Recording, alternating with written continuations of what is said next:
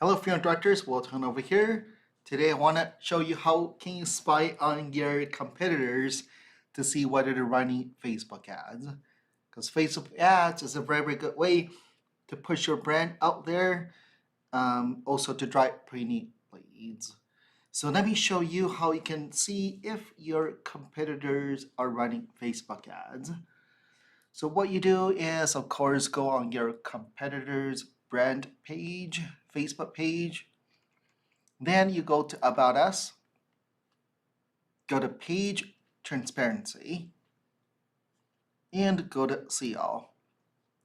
Then from here, you scroll down and go to See Ads from this page. If they are currently running ads, it will show that they are currently running ads. Then the good thing here is you can go to Ad Library and see what are they currently running, right? And you get to see what ads they're running, what this ad looks like. When did it start running this ad, right? It will show when did it start running this ad.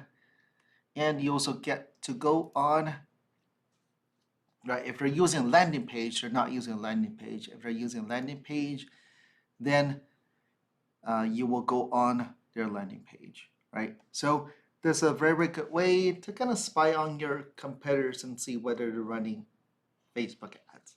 Let me know if you have any questions.